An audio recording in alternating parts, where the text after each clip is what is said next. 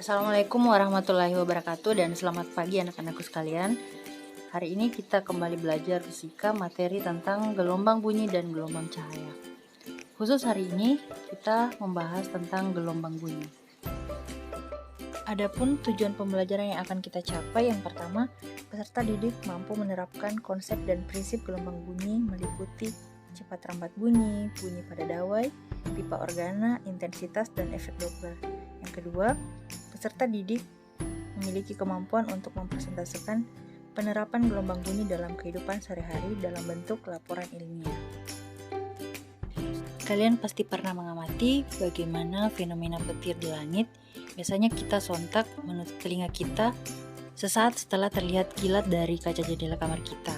Kita menutup telinga tentunya karena bunyi halilintar yang akan terdengar setelah kilat terlihat. Mengapa antara kilat dan halilintar tidak bersama-sama sampai ke bumi? Dan apa saja perbedaan gelombang bunyi dan gelombang cahaya? Kita akan bahas pada materi kali ini. Kita awali dengan gelombang bunyi. Gelombang bunyi adalah gelombang yang merambat melalui medium tertentu.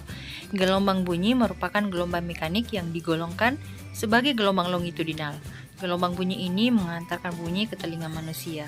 Besaran yang mempengaruhi untuk gelombang bunyi, pertama cepat rambat bunyi, merupakan gelombang longitudinal yang dapat merambat dalam medium padat, cair, dan gas.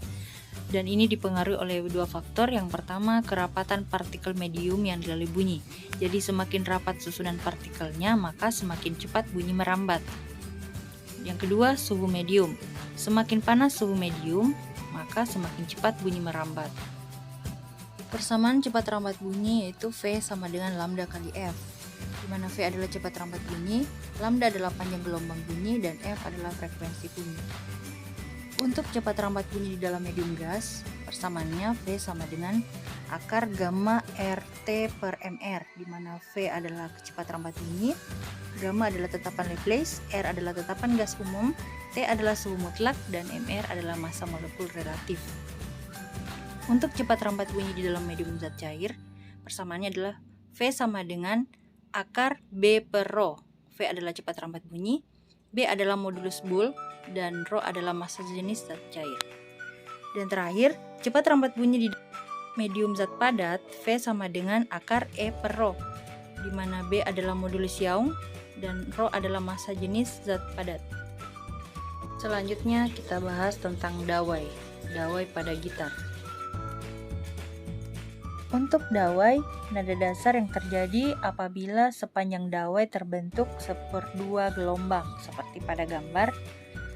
Tali dengan panjang L membentuk seperdua lambda, sehingga L sama dengan seperdua lambda, dan lambda sama dengan 2L. Dan cara mencari frekuensi nada dasarnya adalah V0 sama dengan V per 2L. Sedangkan untuk nada atas pertama, terjadi apabila sepanjang dawai terbentuk satu gelombang dengan panjang L membentuk satu lambda. L sama dengan satu lambda, maka lambda sama dengan L. Dan rumus mencari frekuensi nada atas pertama yaitu F1 sama dengan 2V per 2L sama dengan V per L. Untuk nada atas kedua terjadi apabila sepanjang dawai terbentuk satu setengah gelombang. Jadi panjang tali L sama dengan 3 per 2 lambda, maka lambdanya menjadi 2 per 3L. Berdasarkan data tersebut, maka kita bisa simpulkan bahwa frekuensi nada atas ke N sama dengan Fn sama dengan N ditambah 1 dikali V per 2L. Dan frekuensi-frekuensi ini disebut frekuensi alami atau frekuensi resonansi. Hingga perbandingan frekuensi-frekuensinya yaitu F0 banding F1 banding F2 sama dengan 1 banding 2 banding 3. Kita lanjut di materi pipa organa. Pipa organa terbagi dua, yaitu pipa organa terbuka dan pipa organa tertutup. Perhatikan perbedaan untuk pipa organa terbuka dan pipa organa tertutup dari bentuk gelombang yang terjadi, kemudian panjang gelombang untuk nada dasar, nada atas pertama, nada atas kedua, dan seterusnya. Persamaan untuk frekuensi nada dasar, Dan bagaimana perbandingan nada atasnya? Intensitas bunyi.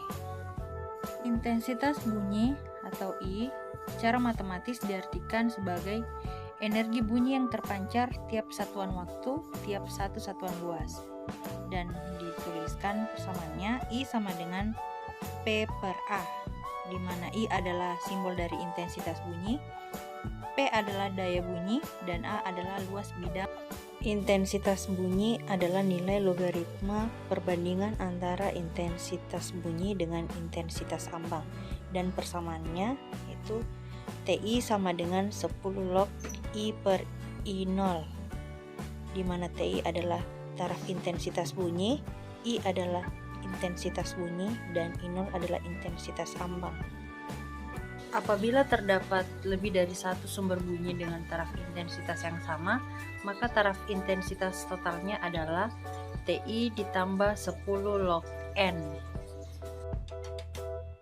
Adapun intensitas terbesar yang masih dapat diterima telinga manusia tanpa rasa sakit yaitu 10 pangkat minus 4 watt per cm kuadrat atau 1 watt per meter kuadrat. Nilai ini disebut intensitas ambang perasaan. Sedangkan intensitas terkecil yang masih dapat menimbulkan rangsangan pendengaran pada telinga manusia yaitu 10 pangkat minus 16 watt per cm pangkat 2 atau 10 pangkat minus 12 watt per meter kuadrat. Nilai ini disebut intensitas ambang pendengaran.